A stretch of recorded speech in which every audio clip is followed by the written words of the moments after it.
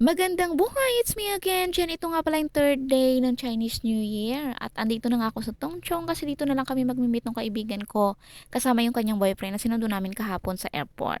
At nung pagka-exit ko nga, ito nga tumambad sa akin, ang dami nga talagang tao dito sa Tongchong. And at mismong dito sa harap ng City Gate is madami nga talaga ding tao. Siguro ay doon din si pupunta sa Big Buddha kung saan doon kami patungo. At pagdating nga nung kaibigan ko, ay dumiretso na agad kami dito sa may harap ng cable car. Ayan. Sila na lang yung pumasok sa loob. Antay-antay lang ako. Ngunit hindi kami nakakuha ng ticket kasi sobrang haba ng pila. And dumiretso na kami agad dito sa may bus. Sobrang haba din ng pila dito, as in. At bago ko makalimutan, nagkape nga muna pala kami bago kami ulit pumunta dito sa bus. At makalipas ang isang oras na pag-aantay at linya namin as in, ang haba ng pila, ito, makakasakay na kami ng bus. And finally, we're here.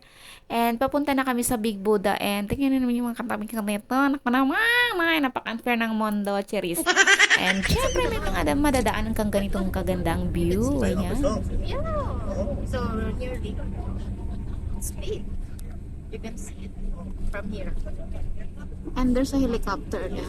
Where's the book? Oh, there. See?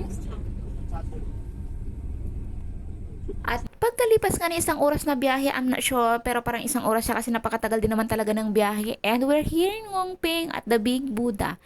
And pagdating namin dito, bigla nga kami nagutom at meron kami nakitang mga street food dito sa tabi. Ayan. And syempre ang ante nyo, antay lang dito sa Gedli kasi sila yung bibili ng food. And pagkatapos nga namin kumain na ito na at paakit na kami dito sa Big Buddha. Ayan. Sobrang dami nga talaga ng tao ngayon as in. Buti na lang medyo hindi siya ganong mainit ngayon. Syempre winter dito pero may araw ng mga panahong to.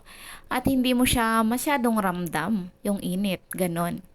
Umakyat nga pala kami sa pinakatuktok at nakita namin yung likod ng Buddha. As in, first time ko makita yung likod ng Buddha kasi pag pumunta kami dito last year, pumunta kami dito, hindi ako umakyat dyan. And eto nga sabi ko, kunan nila ako ng video kasi sila lang yung ginakunan ko ng video, charis. At syempre sa mga lakad na to, dapat vibes kayo nung kasama mo para may thrill yung inyong pasyal, ganun. And bumaba nga lang pala ako dito kasi titinan ko yung view kasi napakaganda ng view sa likod ng Buddha. First time ko makita yung likod ng Buddha, hindi ko na napakita sa inyo, pero ito yung picture. At pagkababa ko nga dito, sabi ko ipaikot yung camera, pero tinutok lang ho. Ayan na, tinutok lang ng ating videographer, Charis. Pero mas maganda sana to kung pinaikot yung camera. But syempre, meron akong kuha dyan, and eto yon. Ayan. Maganda talaga siya as in first time kong pumunta dito sa likod. Siguro 1 year bago kami nakabalik dito kasi nga napakalayo nito at hindi mo pwedeng linggulungguhin na pumunta ka dito. Naku po ang pamasahe. Napakamahal. And sa mga oras na to, pababa na kami dito sa Boda and pupunta kami doon sa may mga nagsisindi ng stick, sa mga tradisyon nila na nagpipray sila bago nila ilagay yung mga stick doon sa mga area na talagang puro stick ang nilalagay nila. Ayan.